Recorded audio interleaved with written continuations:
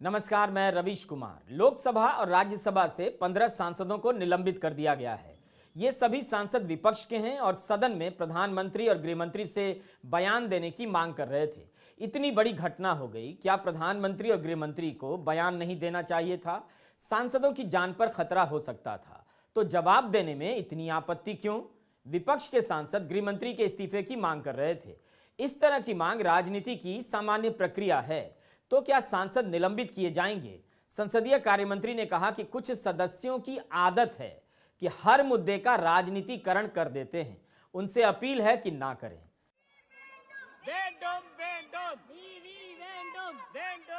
यह video DMK की सांसद कनिमोई ने ट्वीट किया है। इस वीडियो में आप देख सकते हैं कि निलंबित किए गए सांसद सदन के भीतर नारे लगा रहे हैं। कार्ति पी चिदम्बरम जो कांग्रेस के सांसद हैं, उन्होंने कहा है कि एक और सांसद एसआर पार्थिबन निलंबित कर दिए गए जो आज सदन में थे ही नहीं। इस तरह की कॉमेडी की जा रही है।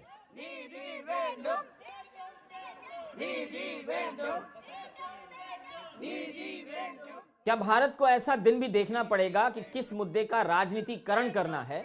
इसका प्रमाण पत्र पहले किसी मंत्री से लेना पड़ेगा। राज्यसभा सांसद कपिल सिब्बल ने कहा है कि अब यही संस्कृति बन चुकी है। जैसे ही आप किसी चीज का विरोध करते हैं, बोलने नहीं दिया जाता है। अगर कुछ कहो भी तो कह दिया जाता है कि रिकॉर्ड पर नहीं लिया जाएगा। तो सांसद होने का क्या मतलब है? कपिल सिब्बल का कहना है कि गृहमंत्री को फौरन आकर बयान दे देना चाहिए था और चिंता जतानी चाहिए थी। बहिष्कार हो गए। आज इसी के चलते 14 सांसद को बहिष्कार किया। और ताजुब की बात यह है, 14 में से एक आज आया ही नहीं सदन के अंदर। सदन के अंदर आए नहीं, फिर बहिष्कार हो चुके हैं। मतलब बदले की आग में जल रहे ये सत्ता पक्ष अपनी खुद की नाकामी और खामियां को दूर करने के लिए सारे इल्जाम और किसी ना किसी बहाने निगाहों भटकाने के लिए सदन की सुरक्षा, किसकी चूक, इसके बजाय ये आ जाएगी सदन का कौन किसने रोका, किसने बाधा डाला, ये मुद्दा आ जाएगा। संसद की सुरक्षा में सेंध लगी है। इस पर संसद में चर्चा क्यों नहीं हो रही? क्या इसलिए कि जब चर्चा होगी तब उसमें बीजेपी सांसद प्रताप सिम्हा का नाम बार बार आएगा? क्या इसलिए चर्चा नहीं हो रही है कि जनता को पता चल जाएगा कि 5 साल से, ध्यान से सुनिए, 5 साल से सुरक्षा के लिए संसदीय समिति का गठन नहीं हुआ है। 5 साल से संसदीय समिति नहीं है सुरक्षा को लेकर। क्या यह भी गंभीर नहीं है? क्या इसके लिए भी कोई और जिम्मेदार है? 13 दिसंबर की घटना पर चर्चा नहीं हो रही है। क्या इसलिए कि जनता को यह भी पता चलेगा कि 5 साल से लोकसभा में उपाध्यक्ष नहीं है? इस दौरान लोकसभा की नई इमारत बन गई मगर उपाध्यक्ष नहीं बनाया जा सका। क्या इसलिए कि परंपरा के अनुसार यह पद विपक्ष को दिया जाता है? क्या आप देखने वालों को यह बात ठीक से समझ आ गई है कि 5 साल से डिप्टी स्पीकर नहीं है, 5 साल से सुरक्षा पर संसदीय समिति नहीं है?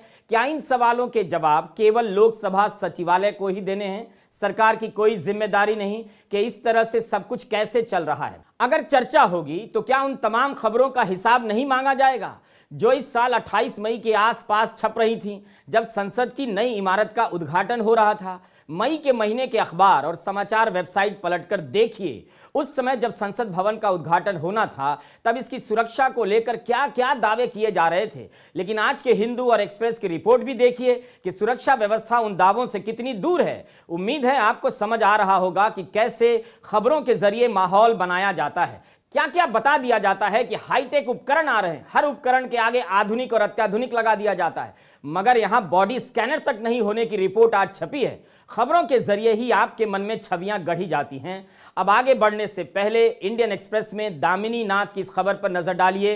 एक दिन पहले यानी 12 दिसंबर 2023 को सीपीडब्ल्यूडी ने 35 करोड़ का एक टेंडर जारी किया। किस लिए? कि संसद भवन में अतिरिक्त सुरक्षा के लिए ढांचे बनाने हैं, उपकरण खरीदने हैं और बुलेट प्रूफ बैरियर बनाने हैं। बताइए, इन सब के बिना ही उद्घाटन हो गया और नए भवन में काम भी शुरू हो गया। किसके लिए इतना कुछ दांव पर लगाया गया? अभी अभी तो यह भवन बना है और अब टेंडर भी हो रहा है कि रिसेप्शन लाउंज का फिर से रीडेवलपमेंट करना है। इस मुद्दे पर चर्चा क्यों नहीं हो सकती है? संसद पर हमला हो या वहां की सुरक्षा में चूक हो, देश को कैसे पता चलेगा? अगर संसद में इस पर चर्चा नहीं होगी, यह घटना नहीं हुई होती तो ये सारी बातें आप जनता की नजर में नहीं आती। इस मुद्दे पर चर्चा क्यों नहीं हो सकती है? संसद पर हमला हो या वहां की सुरक्षा में चूक हो, देश को कैसे पता चलेगा अगर संसद में इस पर चर्चा नहीं होगी? लोकसभा में भी विपक्ष इस पर चर्चा चाहता था। सदन की कार्यवाही 2 बजे तक के लिए स्थगित कर दी गई। वैसे लोकसभा की कार्यवाही तो 13 दिसंबर को भी सामान्य रूप से चलने लगी थी। युवकों के कूदने की घटना के बाद कुछ समय के लिए स्थगित की गई, मगर जल्दी सब कुछ नॉर्मल हो गया। स्पीकर आए, एक बयान दिया और उसके बाद कार्यवाही चालू कर दी गई। 14 दिसंबर को लोकसभा में विपक्ष के सदस्य मांग करने लगे कि सरकार जवाब दे। बीजेपी सांसद प्रताप सिम्हा के खिलाफ कार्रवाई की मांग करने लगे। स्पीकर ने कहा कि लोकसभा सचिवालय का क्षेत्राधिकार है, जांच के आदेश दे दिए गए हैं। विपक्ष के सांसदों से बात की गई है, आगे भी की जाएगी। स्पीकर संसद की सुरक्षा में हुई चूक को सरकार से अलग कर रहे थे। बता रहे थे कि संसद की सुरक्षा का अधिकार संसद की सचिवालय के पास है। यही नहीं, रक्षा मंत्री राजनाथ सिंह ने तो गेंद इस तरह से घुमाई कि भविष्य में पक्ष विपक्ष के सांसदों को और सतर्क रहना होगा, पास देने समय अलर्ट रहना होगा। मैं समझता हूं कि भविष्य में हम सारे सांसद, चाहे वो पक्ष के हों अथवा प्रतिपक्ष के हों, सभी को सावधानी बरतने की आवश्यकता है, ताकि जिनको भी हम पास देते हैं ऐसे व्यक्ति को पास न दिया जाए जो जाकर इस प्रकार की अराजक की स्थिति संसद भवन के अंदर पैदा कर दे। यह हम सभी को, केवल सत्ता पक्ष ही नहीं बल्कि दूसरे पक्ष के लोगों को भी यह सावधानी बरतने की जरूरत है। क्या यही हिदायत, इस तरह की नेक हिदायत महुआ मोइत्रा को नहीं दी जा सकती थी कि भविष्य में आप सतर्क रहिएगा, किसी को अपना पासवर्ड मत दीजिएगा? स्पीकर ने कहा कि यह विषय सरकार का नहीं है, संसद की सचिवालय का क्षेत्राधिकार है। लेकिन जिस संसद पर आतंकवादी हमला कर चुके हैं, एक पृष्ठभूमि तो है, उसकी सुरक्षा का सवाल केवल सचिवालय का सवाल नहीं हो सकता, निश्चित रूप से राष्ट्रीय सुरक्षा में चूक का सवाल है। बीजेपी खुद ऐसे कई मौके को गंभीर बताकर राजनीति करती है, लेकिन आज कह रही है कि सुरक्षा का मसला गंभीर है, राजनीति मत कीजिए। तो क्या गंभीर विषय पर राजनीति नहीं होनी चाहिए? राजनीति करने के लिए क्या आप कॉमेडी स्टार को बुलाना पड़ेगा ताकि पहले वे हंसा लें, गुदगुदा लें, फिर उनकी बातों पर राजनीति हो? यह दलील कुछ अजीब लगती है। आपको याद होगा इसी साल मई के महीने में संसद भवन का उद्घाटन हो रहा था। सेंगोल को लेकर तरह तरह की कहानियां गढ़ दी गईं। जो दावे किए जा रहे थे उनमें भी कई बातें झूठ निकल आईं। देश को बताया गया कि यह सेंगोल न्याय का प्रतीक है। आज फिर से उस सेंगोल को याद किया जाना चाहिए। तब प्रधानमंत्री ने इसे न्याय और सत्ता के हस्तांतरण का पवित्र प्रतीक कहा था, जिसे उनके द्वारा उसकी सही जगह प्रदान की जा रही है, ऐसा खबरों में लिखा जा रहा था।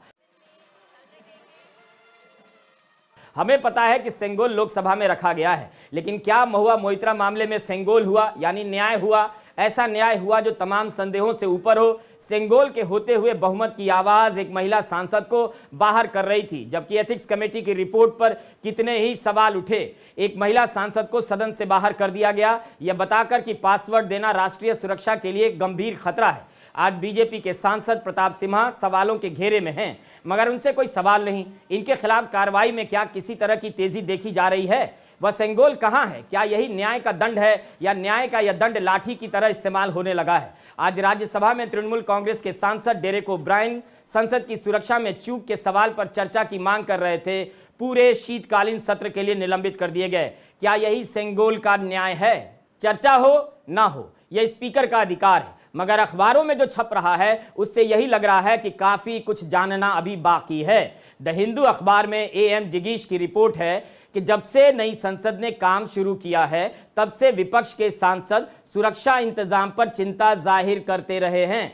इस खबर में लिखा गया है कि महिला आरक्षण बिल पास होने के समय दर्शक दीर्घा से नारेबाजी हुई थी, जिसके बाद सांसदों ने लोकसभा के स्पीकर ओम बिरला और राज्यसभा के सभापति जगदीप धनखड़ को पत्र लिखा कि इस मामले में जांच हो। 13 दिसंबर के हमले के बाद विपक्ष के सांसदों ने कहा है कि उनकी पुरानी मांग के बाद भी संसद परिसर में सुरक्षा के लिए संसदीय समिति का गठन नहीं हुआ है। सांसदों ने इस बात की भी शिकायत की है कि दर्शक दीर्घा के लिए पास देने में राजनीतिक पूर्वाग्रह देखा जा रहा है, भेदभाव हो रहा है। संसद के परिसर में प्राइवेट सिक्योरिटी गार्ड की संख्या बढ़ती जा रही है। पहले की तरह संसद के लिए ही तैनात किए जाने वाले विशेष सुरक्षा कर्मी की संख्या अब कम नजर आती है। इन सब